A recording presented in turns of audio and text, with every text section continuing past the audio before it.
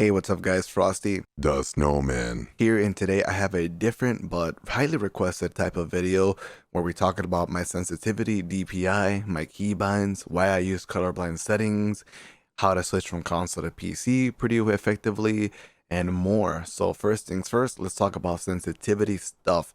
Now, when I first got into mouse and keyboard, I knew there was two DPIs that were highly recommended for competitive play, FPS games, and stuff like that, and that was 400, 800 DPI. Now, there are people that use even higher DPIs, like 1200 and stuff, so, it's whatever you ended up choosing, you're going to be okay.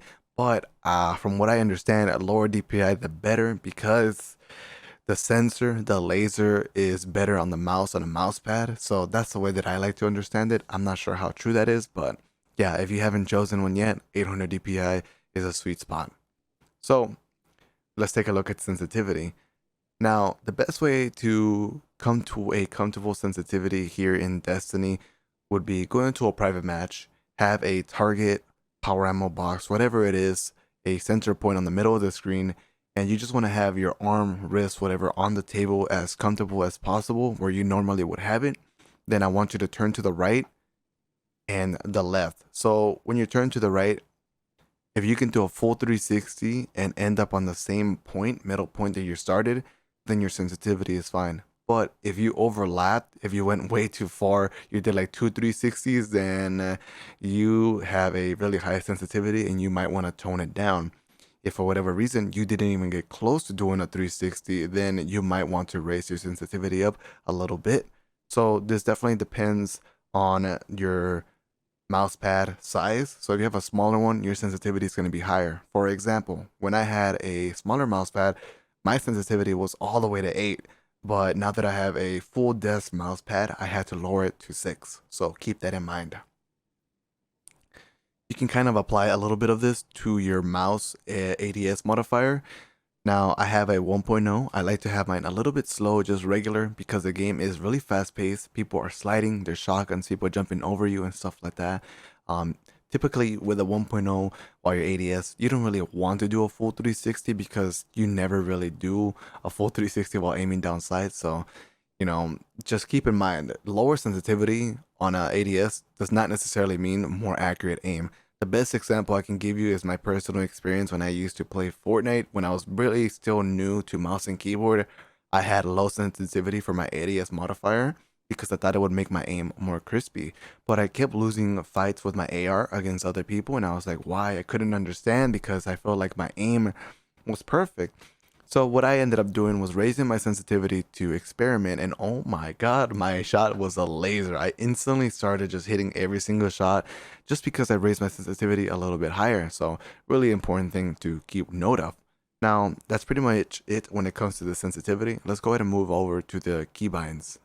So for keybinds, majority of the people will obviously be using WASD. If you use QWERTY or whatever, some different stuff, then it's going to be a little bit tricky for me to help you out with those keybinds. But anyways, for those normal people, let's go ahead and talk. That's a joke, by the way. Reload and my grenade, my class ability, interact button, all these keybinds have something in common. They're all close to WASD, and that's really important for you to keep in mind. If you're gonna have a different keybind set, you want all your keys to be really, really close by to the fingers that you're normally always going to have them placed at, like these keybinds at WASD. So for me, R is obviously the obvious choice here for reload. That's kind of like the most common thing, or everybody has it. My grenade is going to be E. So that one's really close to WASD, and F is my class ability. Now, F might be a little bit inconsistent and weak when you play a hunter for dodging because you won't be able to use your letter keybind D to move to the right. But I easily overcome that by just looking to the right with my mouse pad, or my mouse in general. Yeah, there we go. So definitely keep that in mind. I use these keybinds on every single character. I do not switch them. So we have shift. I hold shift in this game. I like it. I like being in control of my shift key. There's some other games where you want to toggle. For example, if you're playing a battle royale, you're running so much, then the toggle sprint is really important. But in Destiny, I feel like you're not always running 24/7, right?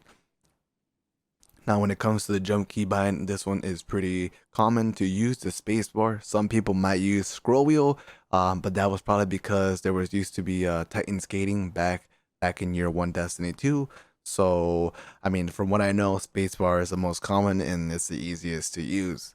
Now, when it comes to my mouse buttons, here is when things start to get a little bit more interesting. So, in Destiny, melees are really important.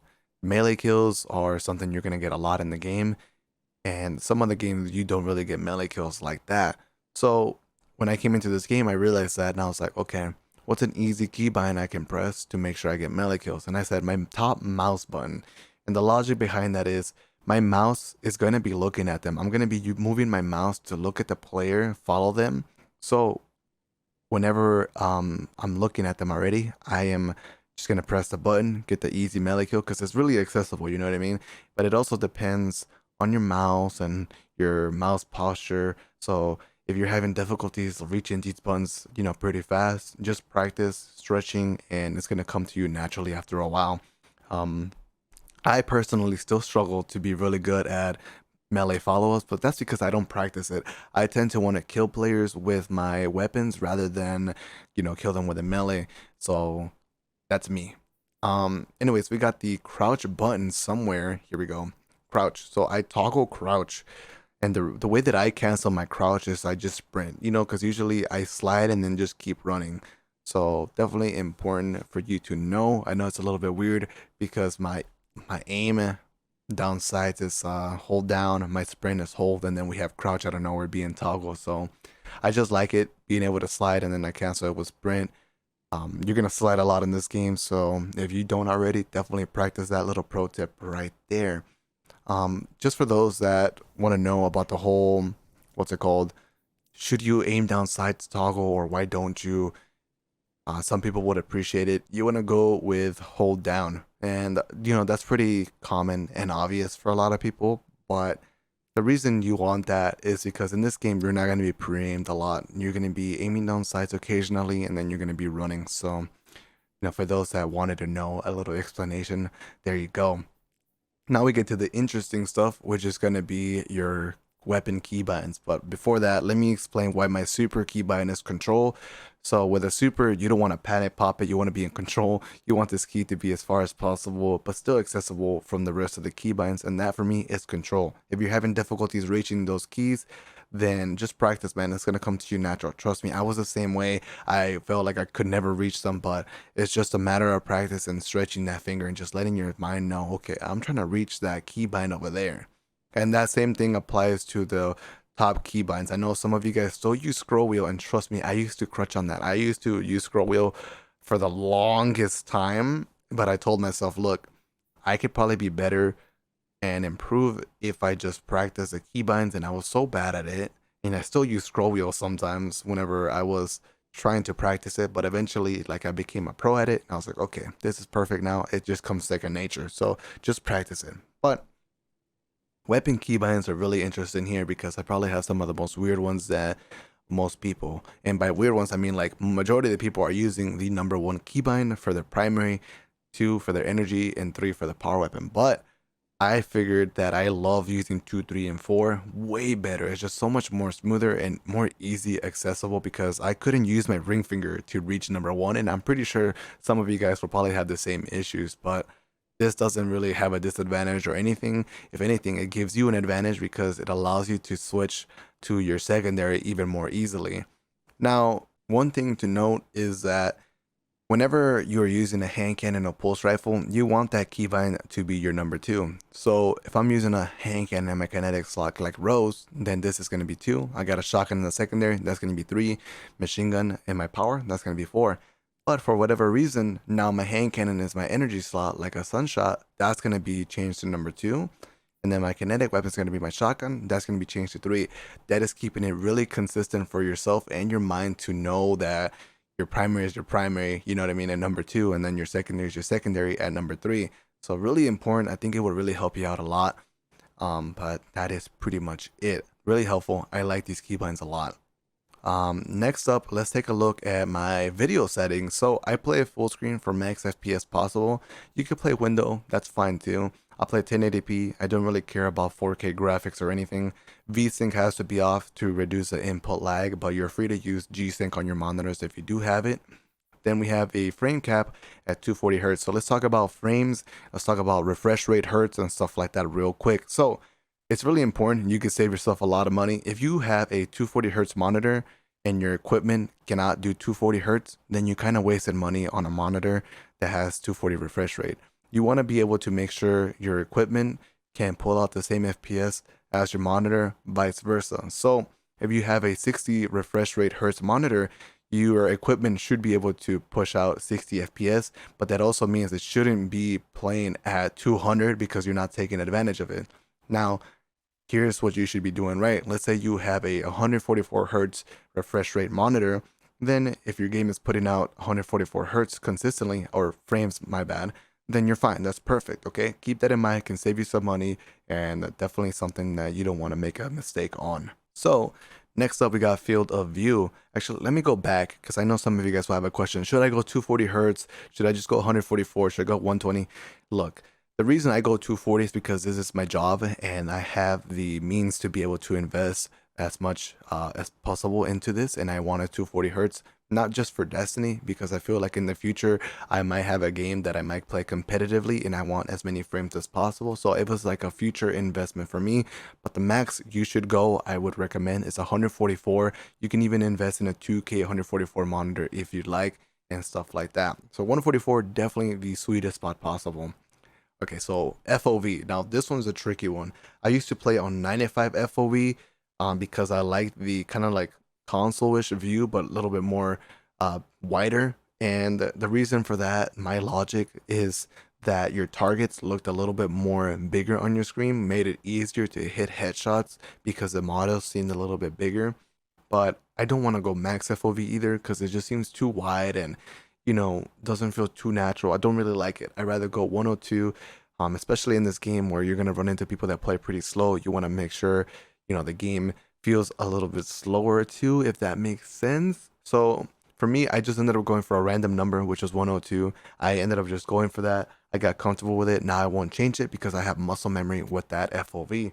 So whatever you want, max 95 between those two numbers is fine, okay? Next up, let's take a look at my settings here. So I am a streamer and YouTuber. I want my game to look pretty, so I go for pretty high settings so that you guys can enjoy the content that you watch. But there's a couple of little things that I would change, even if I do like my game pretty, and those are shadows. Make your shadow quality low. You don't want to turn them off completely because shadows can give you some information in the game when someone's jumping over a wall or something. So pretty important, but they could be really distracting as well. So low is nice. Depth of field, you want this off. It causes like this little blurriness or whatever. You want it off. Okay, really important. Next up, we were looking at motion blur. Motion blur is something you want to turn off as well. The last thing you want is moving fast and then looking left and right fast and it's all blurry. You can't tell if there's somebody there. You're going to miss a target. That's going to be bad. So motion blur should be off. And then wind impulse, it's up to you. I just turned this off because the less particles on the screen for me, the better I can understand what's going on. And that's pretty much it for that. Next up, sound's also really important. Sound acts like a different kind of radar, not a visual one, but obviously an audio one. So make sure your audio is always pretty high and comfortable for you because you can hear little people blinking or jumping or, you know, some occasional shooting on the side, people missing shots on you and stuff like that. So sometimes you'll wonder, damn, did you look at the radar to know that there was a guy behind you? No, maybe it could have been auto cues, you know what I mean? All right, next up, let's take a look at gameplay here.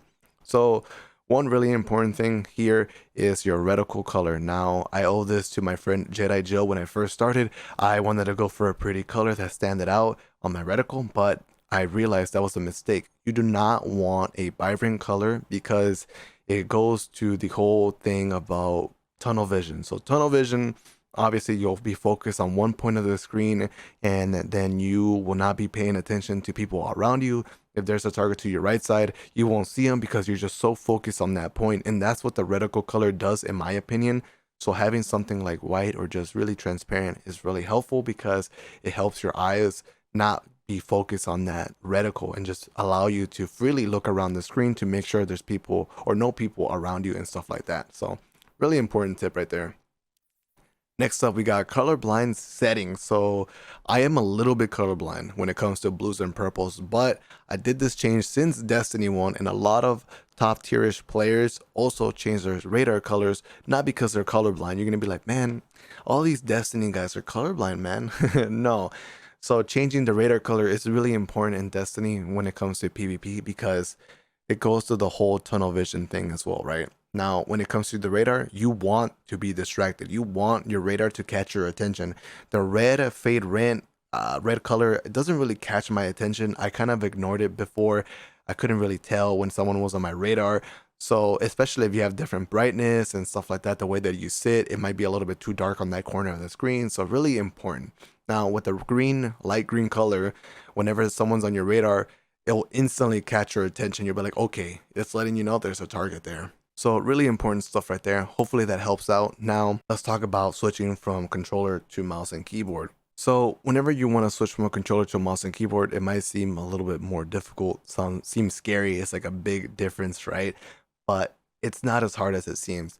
If you're playing right now and you're trying to get into PvP, just know it's going to be a lot harder than it was when I first got into it because there's a lot more people that know how to play mouse and keyboard and they have probably improved. But that's not to discourage you. That's just to let you know Crucible is probably not the first place you want to stop in to improve. Head on over to PvE. If you don't like PvE, that's fine. Think of it as training grounds. Think of it as a, practice shooter. Go into PvE, do the story. Might as well, dude.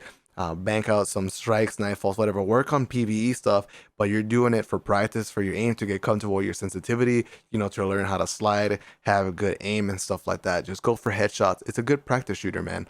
So definitely do that. Now, I don't do any outside practicing. I never did any like practice shooters outside of gaming. I know some people say OSU or something like that. I never did any of that, and I still don't to warm up. I just use the game because you want to be on the game practicing to be able to play on that game, right? I don't know. So because the sensitivities are all going to be wonky on different areas, I would say. So I just practice on the PvE ads and stuff. So pretty helpful. Now another thing would be ergonomics, and that's your table height, your monitor height, your chair height. Really important stuff, guys. I cannot stress that enough. Really, really important. So the way that I like to think about it, you want your legs, your knees to be bent in a 90-degree angle when it comes to your chair, and your table to be low enough, high enough where your arms sit on it, pretty comfortably, and you're not like forcing your arms up, you know what I mean? Because that's going to give you some pain after a while. And I'm talking to you from my personal experience because I've already went through this. I'm still currently trying to find comfortable seating positions without really, making myself uncomfortable when it comes to my neck, my back, my arms, stuff like that. It all matters. So when it comes to your neck, you want to make sure your monitor is not too low or not too high. It should be, pretty well leveled to your eyes, look, straight at it in a sense. So the best way I can explain it, the top half of the monitor should be a little bit lower than your eyes. You should be looking a little bit low, but not too low, okay? So that way you're not like looking down and go hunchback after a while, okay? So pretty important stuff. If that doesn't really help you out too much to figure out ergonomics, then definitely research some videos because that's what I did. There's some videos that can give you some, visual images on how to do it and stuff like that. So hopefully all of this helps you out. Thank you so much for watching, and I will be doing more videos like this in the future. So make sure you drop a like and support the video. I will catch you guys next time. Peace.